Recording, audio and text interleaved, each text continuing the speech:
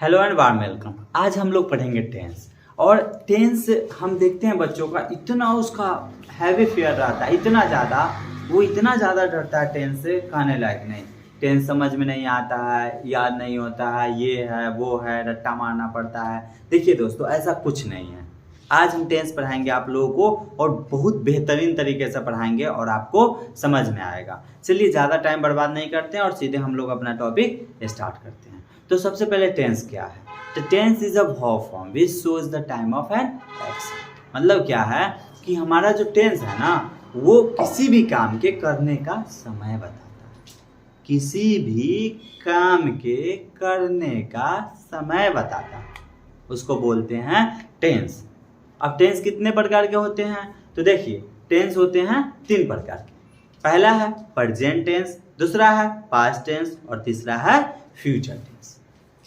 पहला क्या है? प्रेजेंट टेंस, दूसरा क्या है?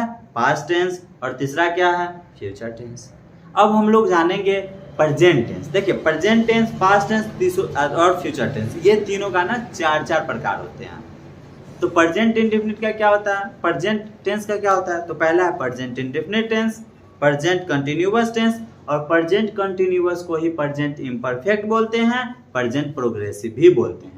और तीसरा है प्रेजेंट परफेक्ट टेंस और चौथा है प्रेजेंट परफेक्ट कंटिन्यूअस टेंस। तो आज हम लोग पढ़ेंगे प्रेजेंट इंडेफिनिट टेंस। तो प्रेजेंट इंडेफिनिट टेंस क्या है? अच्छा, अभी हम लोग जितना बात बोले हैं वो सारा के सारा बोर्ड पे लिखा हुआ है, एक बार देख लीजिए। Tense is a verb form which shows the time of an action. किसी भी काम के करने का समय जो बताता है वही टेंस कहलाता है। और प्रेजेंट टेंस, पास्ट टेंस और फ्यूचर टेंस, ये हो गया।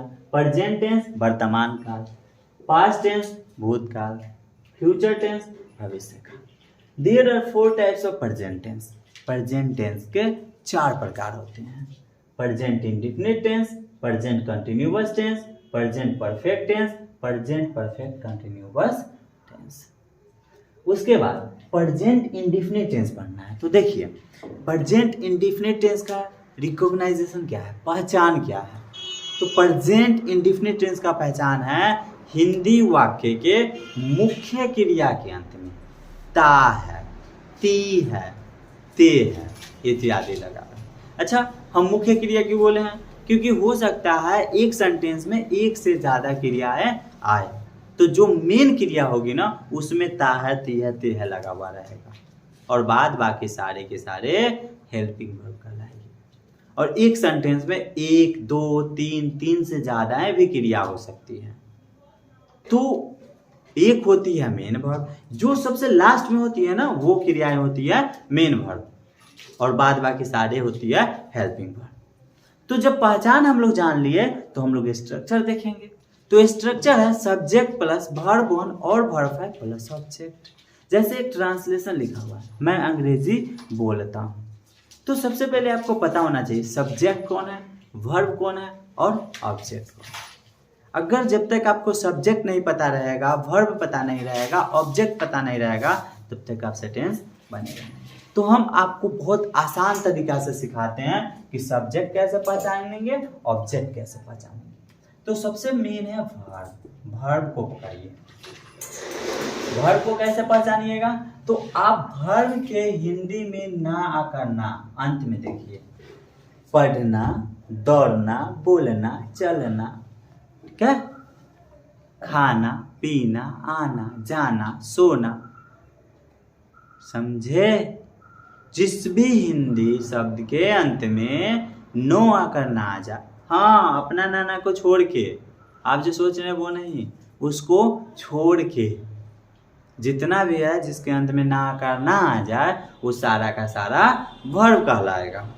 ठीक है? तो यहाँ पे दिया हुआ है बोलना, तो ये हमारा हो गया वर्ब। अब जब हमको वर्ब पता हो गया और सब्जेक्ट पता करना है, तो सब्जेक्ट पता करने के लिए वर्ब से पूछिए कि कौन, जो क्रिया कर रहा है वो कौन कर रहा है। तो मैं अंग्रेजी बोलता हूँ, कौन बोलता है? तो मैं।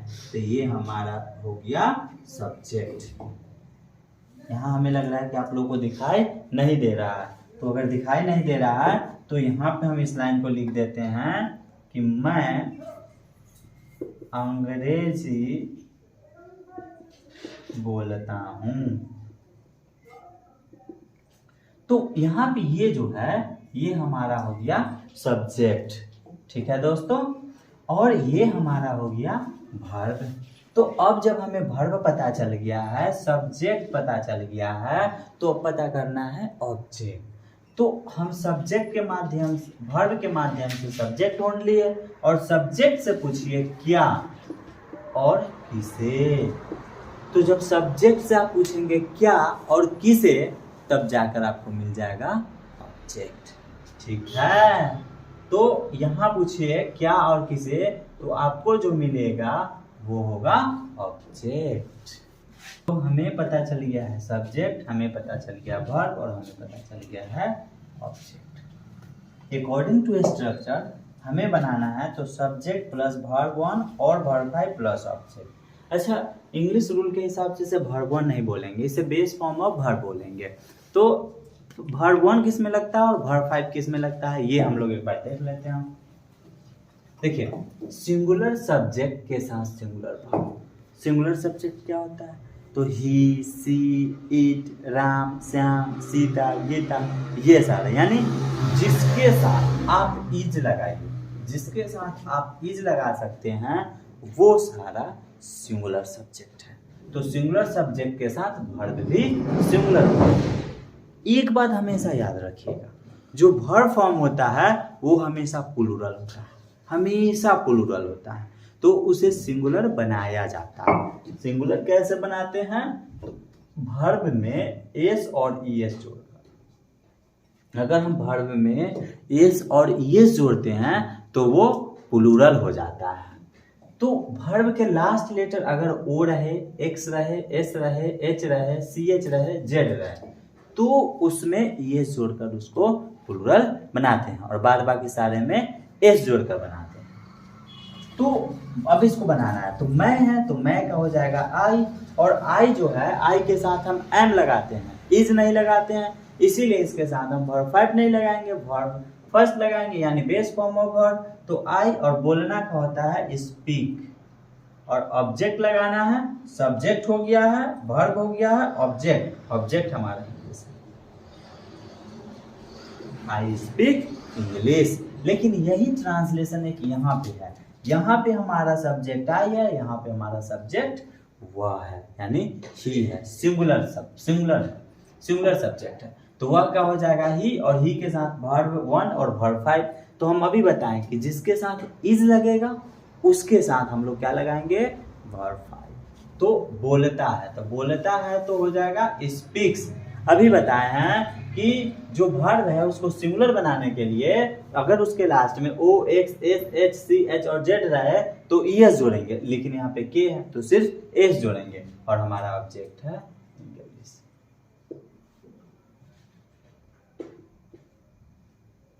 ठीक है, तो एक बार फिर से समझते हैं। अगर हमारा सब्जेक्ट सिंगुलर है तो उसके साथ वर्ब भी सिंगुलर लगेगा। अगर हमारा सब्जेक्ट प्लूरल है तो उसके साथ भी प्लूरल लगेगा। और एक ट्रिक, छोटी सी ट्रिक, जिस भी सब्जेक्ट के साथ आप इज लगा सकते हैं उसके साथ आप वर्ब 5 लगाइए, आंख बंद करके वर्ब 5 लगा दीजिए, 100% सही होगा। जिसके साथ आप इज नहीं लगा सकते हैं उसके साथ आप वर्ब फर्स्ट लगा दीजिए, यानी बेस फॉर्म ऑफ वर्ब लगा दीजिए, आपका सही हो जाएगा। ठीक है, तो हमने अभी सीखा ये पहला स्ट्रक्चर, अफर्मेटिव स्ट्रक्चर।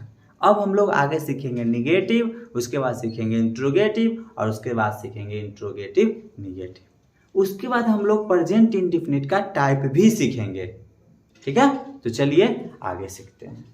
तो प्रेजेंट इंडेफिनिट का हम लोग अफर्मेटिव स्ट्रक्चर देख लिए, अफर्मेटिव सेंटेंस पे ट्रांसलेशन देख लिए।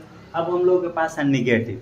तो निगेटिव का स्ट्रक्चर क्या होता है, subject plus do order plus verb plus object. तो इसको बनाने से पहले थोड़ा सा इसको देख लेते हैं, सिंगुलर सब्जेक्ट और प्लूरल सब्जेक्ट। तो he, she, it, Ram, Sita, cow, farmer, leader, ये सारा अगर रहे तो सिंगुलर, प्लूरल में क्या, we, you, they, Ram and Shyam, Sita and Gita, cows, farmers, leaders, ये सारा रहे तो हमारा हो जाएगा प्लूरल सब्जेक्ट। दोस्तों एक बात ध्यान देना, एक ध्यान देने योग्य क्या है कि आई जो है वो है तो सिंगुलर सब्जेक्ट, है तो सिंगुलर सब्जेक्ट, लेकिन उसका प्रवृत्ति हमेशा, उसके साथ जो वर्ब प्रयोग करेंगे वो हमेशा प्लूरल होगा।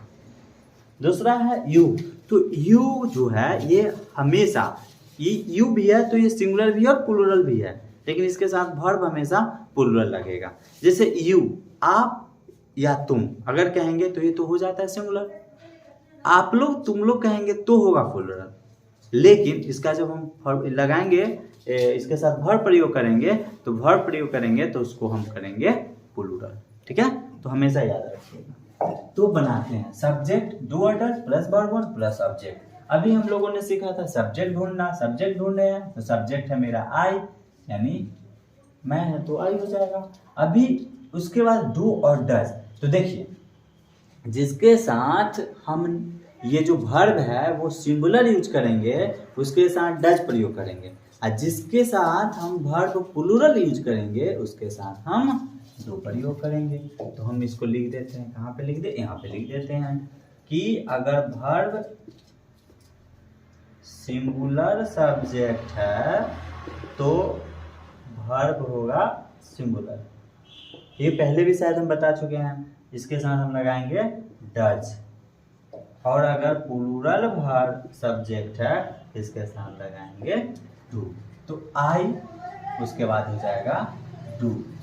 और यहाँ पे एक छूट गया है, देख लीजिए, I subject plus do does plus not plus verb one plus object. ठीक है,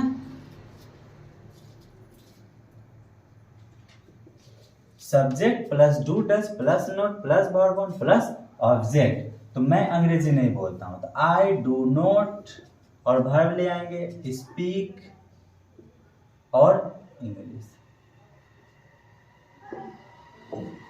सब्जेक्ट है तो सब्जेक्ट, डू डज है तो डू डज, नोट है तो नोट, वर्ब वन है तो वर्ब वन, और ऑब्जेक्ट है तो ऑब्जेक्ट। इसी तरह से बनाएंगे इंट्रोगेटिव, क्या मैं अंग्रेजी बोलता हूँ, तो क्या है तो डू डज, मैं के साथ लगेगा डू, तो डू आई और सब्जेक्ट हो गया वर्ब वन स्पीक, और ऑब्जेक्ट क्या है इंग्लिश।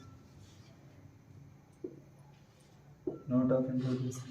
इंट्रोगेटिव प्लस नेगेटिव में क्या होगा, तो सबसे पहले डू डज कह रहा है तो डू, उसके बाद कह रहा है सब्जेक्ट तो आई, नोट कह रहा है तो नोट, उसके बाद कह रहा है वर्ब वन तो स्पीक, और अंग्रेजी है तो इंग्लिश।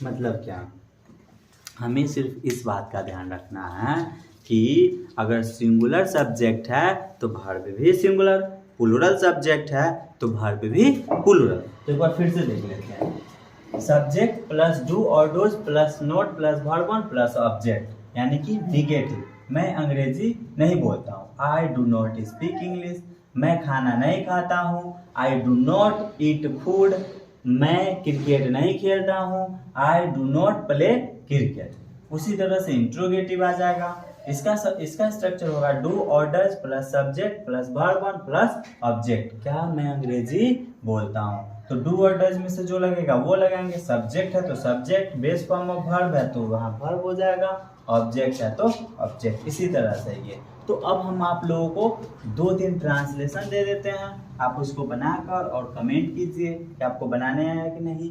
हम 1 दे रहे हैं, आप उसको 4 कीजिएगा, जैसे मैंने किया है। मैं अंग्रेजी बोलता हूँ, मैं अंग्रेजी नहीं बोलता हूँ, क्या मैं अंग्रेजी बोलता हूँ, क्या मैं अंग्रेजी नहीं बोलता हूँ। तो वह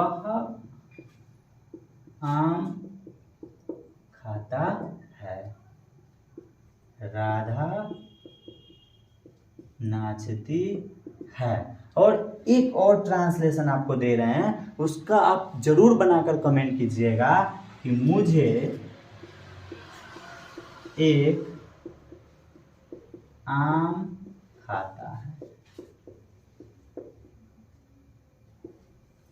इसका आप लोग जरूर बनाइए और इसको कमेंट करके हमें बताइए इसका क्या बनेगा। मुझे एक आम खाता है। ठीक है।